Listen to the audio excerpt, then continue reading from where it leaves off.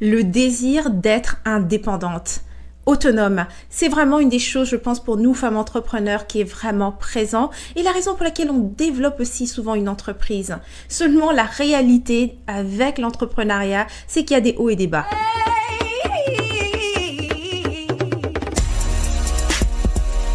Il y a des moments où tu es au sommet de ta montagne et oui, si on te demande, es-tu une femme indépendante? Oui, je suis une femme indépendante. Les revenus le prouvent, ma stabilité financière, ce que j'ai mis de côté, enfin bref, tu as toutes ces preuves matérielles qui viennent soutenir ta vision de la femme indépendante. Et puis il y a aussi les moments où, les creux, où tout ce que tu avais accumulé finit par descendre et finir, les revenus baissent, tu perds ton équipe, enfin bref, il y a des changements constants dans l'entrepreneuriat, il y a les hauts et les bas. Et au milieu de tout ça, il y a ta vision de toi-même. Est-ce qu'au milieu de ces bas, est-ce qu'au moment où tous ces changements se font, est-ce que tu continues à te considérer comme étant une femme indépendante?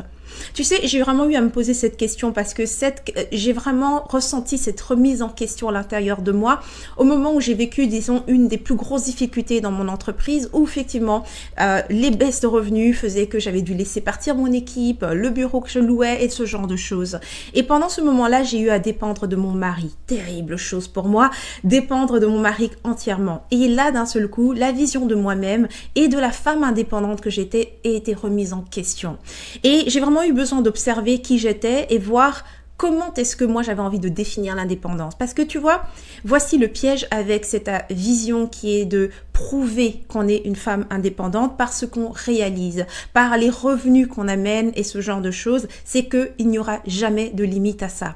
Ce ne sera jamais assez. Tu n'auras jamais assez de revenus, assez de sécurité financière, assez de preuves pour démontrer que tu es une femme indépendante. Parce que oui, tu ne contrôles pas la vie, tu ne contrôles pas ces changements, ces hauts et ces bas, et tu ne contrôles surtout pas la perception des autres. Donc oui, si on parle de tout ce que tu as comme réalisation matérielle, pour certains ce serait assez pour considérer que tu es une femme indépendante et pour d'autres pas du tout.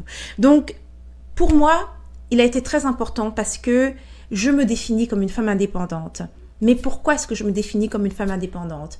Parce qu'en fait, j'ai fait un lien avec moi-même, c'est-à-dire que j'ai accédé à quelque chose en moi qui a le plus de valeur.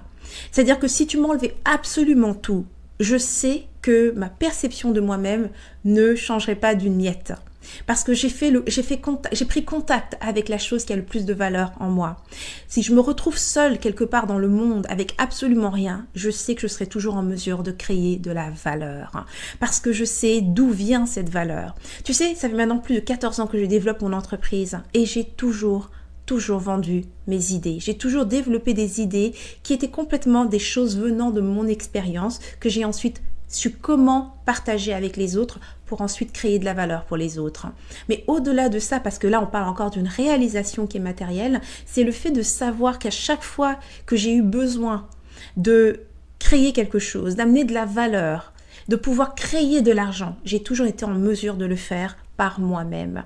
Et voilà pourquoi est-ce que j'ai cette définition qui est de la femme indépendante. Parce que c'est par mon indépendance que je suis en mesure de créer des choses, d'amener de la valeur dans ce monde. Et c'est vraiment ça que j'apprends aux femmes, c'est comment créer, initier des opportunités pour les autres. Parce que le truc, c'est que quand tu es à la recherche des opportunités, ça veut dire, oh, en ce moment, il y a l'IA qui est une opportunité, ou bien je ne sais quelle autre opportunité, et en ce moment, c'est si.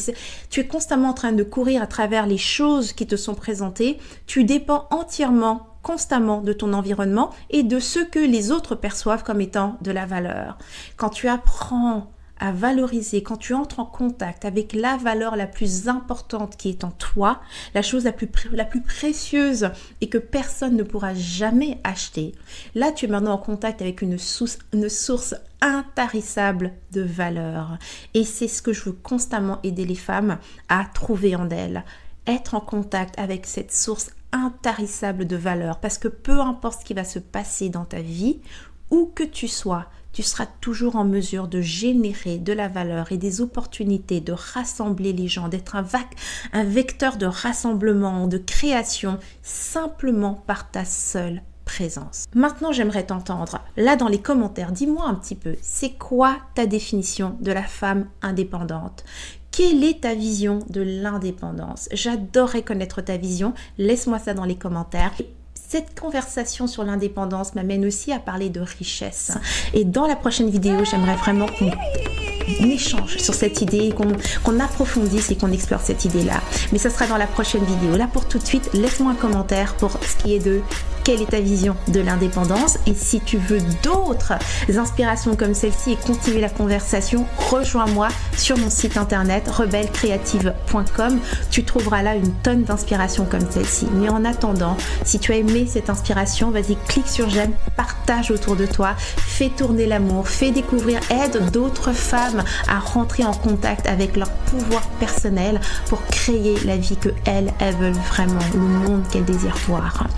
Donc voilà, c'est tout pour cette vidéo. C'était Henriette Ndaka. Moi, je te revois dans la prochaine vidéo. Mais d'ici là, n'oublie surtout pas, agis comme une rebelle créative. Tu vis à fond, sans culpabiliser, sans complexe et bien sûr, sans stress.